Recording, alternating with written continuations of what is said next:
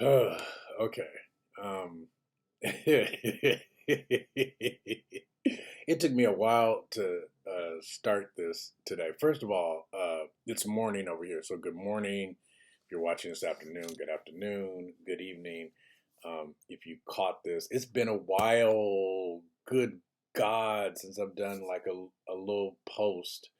I was really working on uh, being consistent and look, I didn't even get dressed up today. Like I mean, not like I get all dressy, but like I got on my little robe, my Targaryen robe, which I love. I don't really like get into robes, but I love it. I love that it has the hood, so it kind of has a little bit of a Star Wars esque feel. Although I'm such a dork at times, huh? Anyway, but I got sick. Like I caught something and I I got sick and I just was out of it. I got sick, then I started working. I work for a driving company.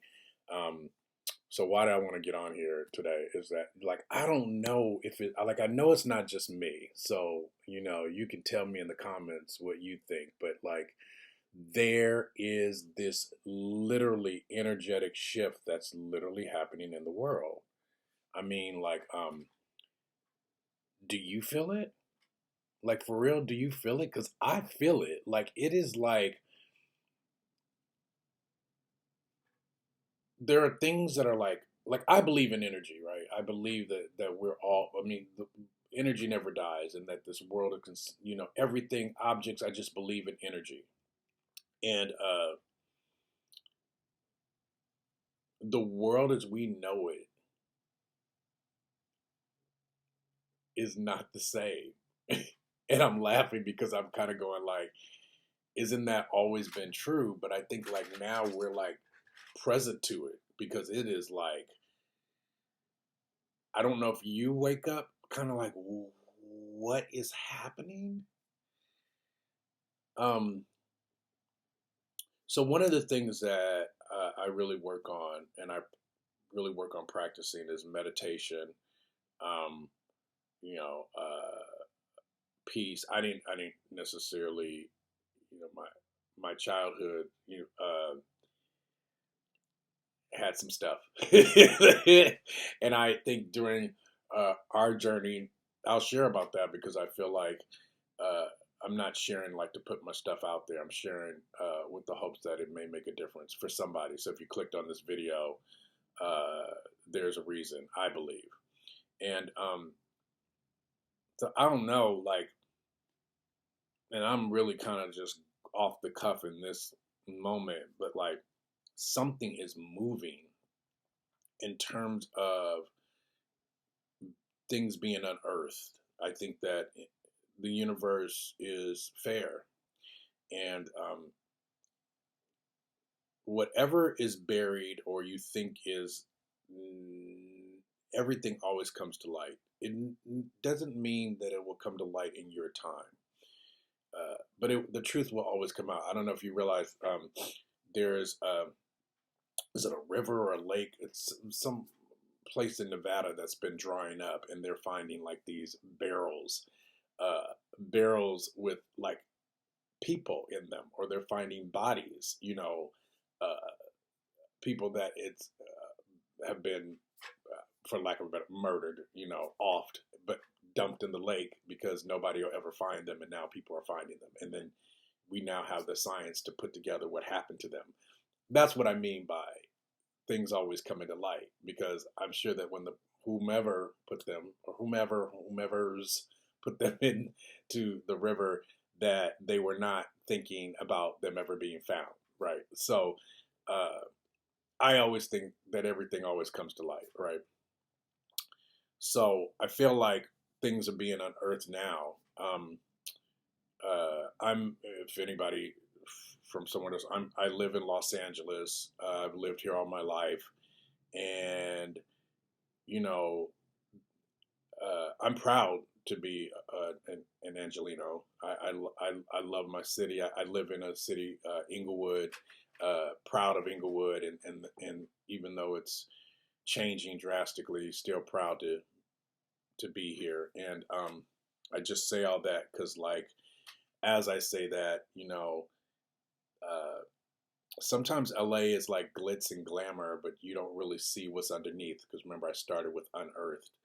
Um, my dad's from the South, so in the South, people are very clear about where they stand. Racism is very much part of the South that he grew up in that culture. It's there, it's known, you feel it, it's said. We're here, it's there, it's in certain counties, it's not always known, and it's covered with niceties and things.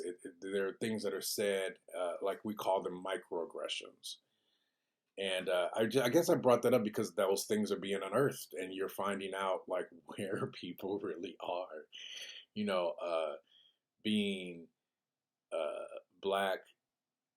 I, I want to say something about being black. Like I know I'm black. I wake up, but you don't like. I'm not thinking about that 24/7. Like I'm not like, oh, I'm a black man, or I got like I'm not. I'm not, and I mean, don't get me wrong in terms of representing, in terms of our culture, which I love, but it's not like this conscious like thing that I'm like, like because I'm not looking at myself. I'm walking in a room as a human being, and then it's like, oh, you're black, and sometimes things happen, and it's like, oh, that's why, or someone says something to you a particular way, and you're like, oh, okay, including including black people, including black people in power who will say things to you in a very particular type of way, um, unearthed, and so. Uh, I bring that up because, like, I think that there are lots of, for me personally, people that I thought were in my corner, people that um, would, there's a bug, isn't that cute? People that would believe that uh, they're people that still believe that they don't subscribe to racism, uh, which is woven in the fabric, unfortunately, in our country. And I think that we now see it because you're seeing it play out. Um, and then people are like, "Oh, this is not about racism. This was about food prices and about someone like." Why am I? Oh my God, I don't even want to say it, but we have a convicted felon in the White House. And people trying to justify why they like there's no doubt about who this guy. If you took this guy's resume, you could not find a worse candidate. But he was up against a black woman who had a fabulous resume. And the things that were said about her and the reasons why, like, I would prefer someone saying, I don't want a black woman in the White House. You know, a shout out to the people who voted for neither one of those people. I don't have a beef with you. I don't. I feel like if you didn't feel secure about her, you didn't feel secure about him, and you voted for someone completely different, that's your right. And it's our right to vote for whomever we want, but that's your right. So, shout out to you because I don't feel like, oh, well, I don't feel like you should have voted for Kamala. I supported Kamala, but I don't feel that way. I do feel like if you voted for this guy, uh, who shall be nameless right now, that you're okay with racism, you're okay with homophobia, you're okay with rapists, you're okay with misogyny. I mean, all the things that not only did he stood for, he stand for, excuse me, but his base. And that's important because the base is what he is catering to. And so there's a shift. Like you're finding out who people are. And I think that in our country right now, we don't want to face the real effects of racism. Um, Now, if you stuck around this long, thank you. And, because some people have probably tuned out right now, but I always try to define racism because there's two parts of that definition. And so racism is not that you don't just like another group of people. Racism is that you feel that your race is the superior race. Um, so black people who are descendants of slavery can't be racist in this country. I'll tell you why, because there's two parts to the definition. So you feel like your race is the superior race, and you have the power structure to support your race being the superior race. No one in this country has that power structure except for Caucasian people at this moment. So, and they are making sure that they keep that power structure. So, when people throw out the word racism, like, you don't get me wrong, you can be prejudiced, you can be a bigot, you can hate a group of people because of their race. That doesn't make you a racist. You A racist is that you think your race is the superior race, and you have the power structure to establish that. So in some other country, you could say, oh, this person is racist, in another country, because they may have the power structure in that country. But here in America, the people that have that power structure are white men, and white men are scared. The ones that don't really understand um, the power of the universe or God. Let me say it like that, like really God. That they feel like they've got to be in power in this whole thing. It's a it's such a construct. There's a shift happening, and we're finding out who people are, and we're finding out who we are.